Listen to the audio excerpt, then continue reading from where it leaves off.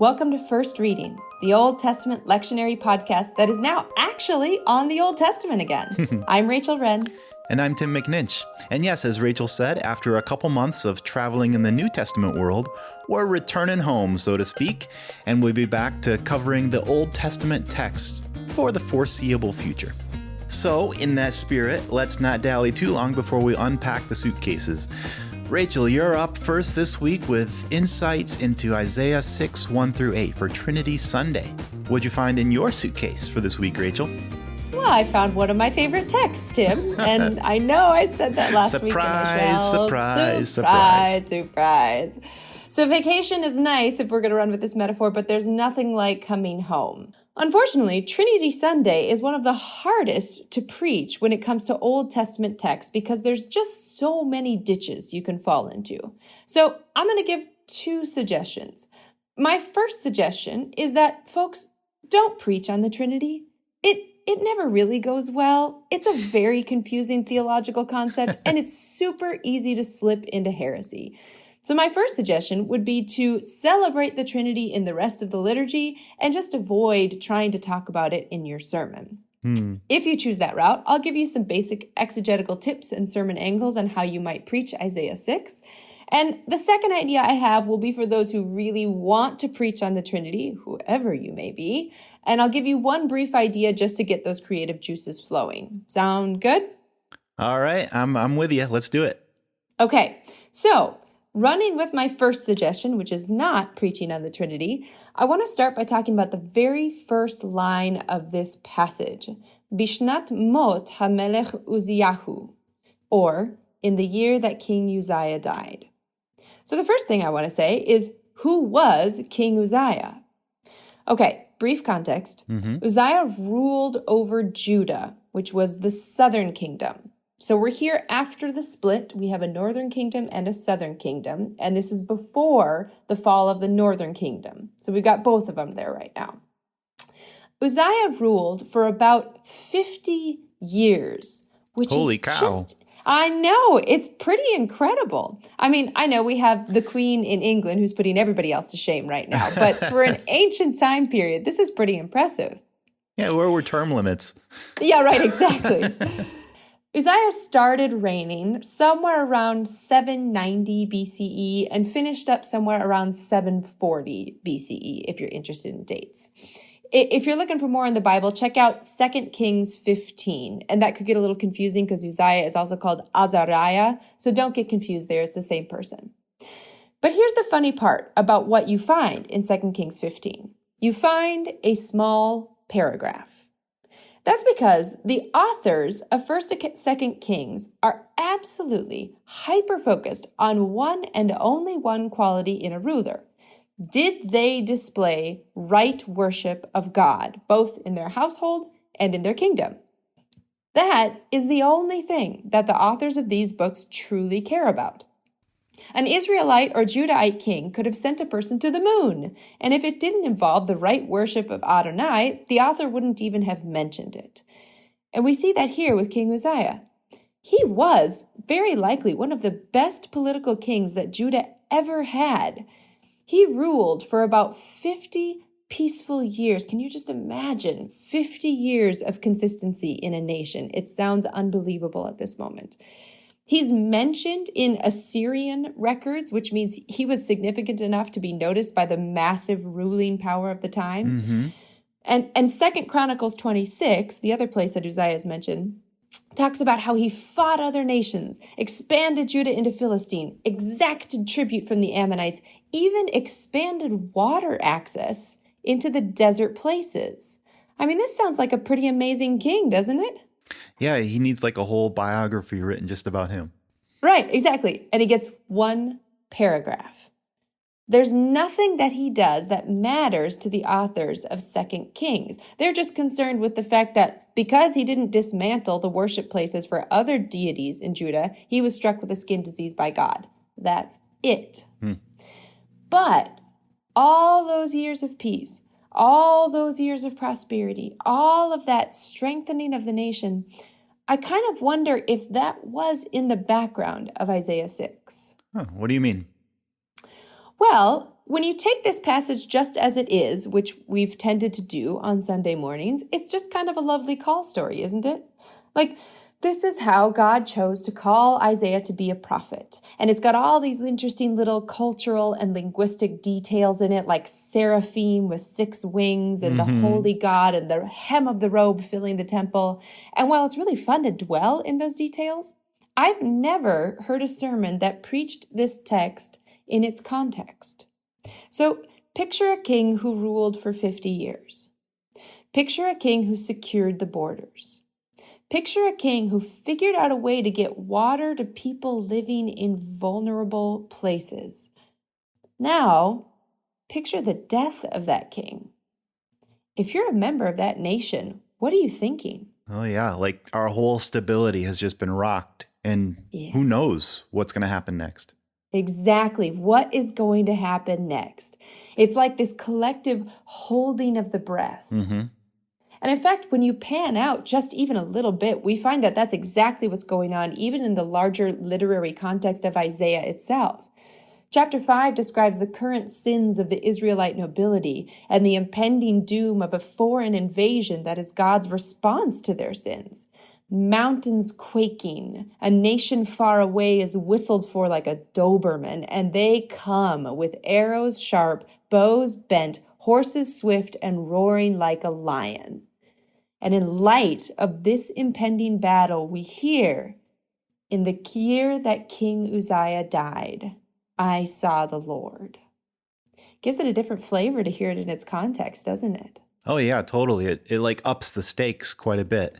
Yes, exactly. This is not just the call story of a prophet. This is a tumultuous moment, actually, in the lives of 2 nations, because King Uzziah was the king to Judah, so his death wouldn't have been quite so tumultuous to the northern kingdom, which had King Ahaz at this point.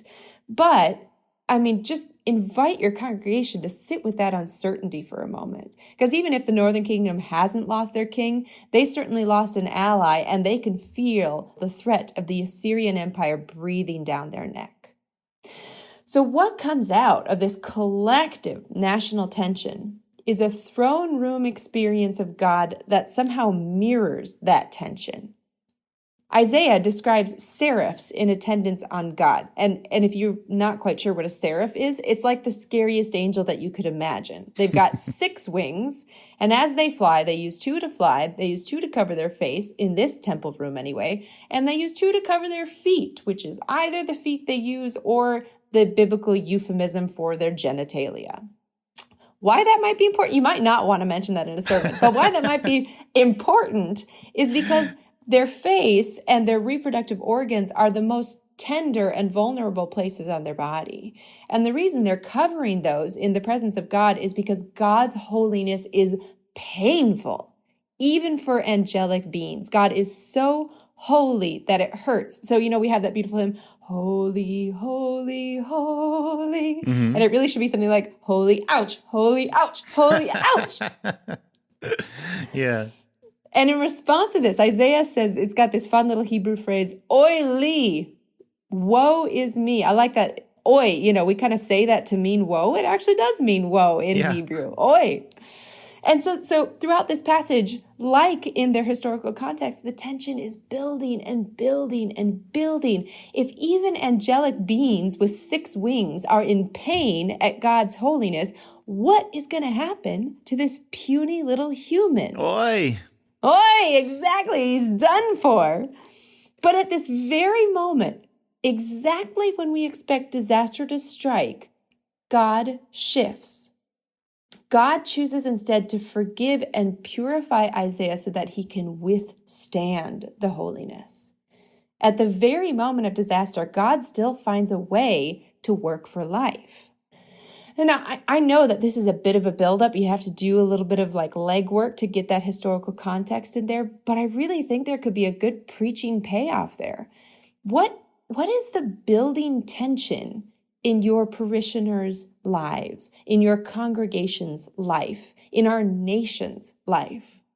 How might we pray for God to change the course of what seems like disaster, or just to show us where in the midst of what feels like disaster, life is actually blooming out of forgiveness and out of purification.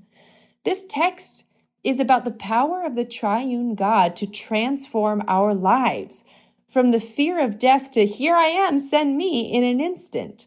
From oi to hineni, if you know any of your Hebrew. I mean, the power of God is to burn away fear in this text. Yeah, and that's so relevant to the context of Isaiah there. I mean, in that time of uncertainty, where all of the stability, like the rug has been pulled out from under the nation, Isaiah needs a vision of God who's so big that like his little toe doesn't even fit in the temple, right? Right. Like, this is a God who is large and in charge, who is powerful, and whose holiness is so hot that the angels can't even bear to be in God's presence. Yeah. That's the kind of God that Isaiah needed in that moment. Yeah. And it's a God who still deigns to work through puny humans. You know, that all of that bigness of God still does not somehow overwhelm God's commitment to be involved in these humans' lives. Yeah, we didn't talk about it much, but that little moment there where Isaiah says, "Woe is me," and he complains about his tongue being unclean, and an angel brings one of the hot coals from the altar, and yeah, exactly. But instead of burning his tongue off, it cleans, it purifies his tongue so that he can speak for God. So God is using this unclean person with unclean lips and bringing him into the divine purposes. Yeah. It purifies his tongue and it burns away his fear, which is pretty incredible. So that's great, and I can see a whole sermon developing around this. You said you had another angle too, though, something that has to do with the Trinity, maybe? I do. It's such a puny one, though. The only thing I could find that had anything to do with the Trinity in this text is that there's this sort of triune image of God at the very beginning in the moment in the temple. There's the Lord, there's the throne, and there's the hem of his robe. That's the only thing I have, friends. So my thought was... So the number 3 is in there. The number 3 is all things I got. Yeah. I was trying to figure out, like, well, would the Spirit be the robe and Jesus be the throne? So the only thing I could get to was you could use this as an intro into a sermon that invites your folks to expand their images for the Trinity. It's a puny idea, friends, but it is all I got today. Yeah, we can just toss on that pile the holy, holy, holy. There's 3 holies. Yeah, so there you go. So all members of the Trinity are holy. I never liked preaching Trinity Sunday in the parish. Sorry, folks. That's my confession.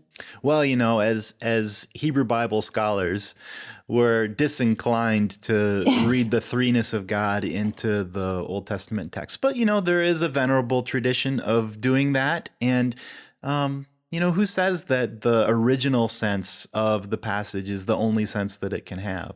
So, you know, you can take these 3s that are in the passage and run with that. And, you know, we're not gonna come knock on your door and drag you out into the street because of that. Preach Jesus as a throne.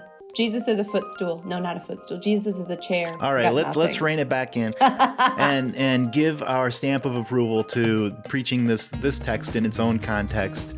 There's nothing wrong with that either. Exactly. All right, friends, that's going to bring us to the end of this week's episode. If you want to check out our back episodes or subscribe to the podcast, you can do that on our website, firstreadingpodcast.com. We've also got a presence on the Facebook with our Facebook page where we post all of our episodes and have room there for, you know, a little back and forth with you all. So do give us some feedback and some comments and let us know how you're using all of this stuff. Well, thanks everyone for listening. We hope that we'll see you again next time. Until then, I'm Tim McNinch.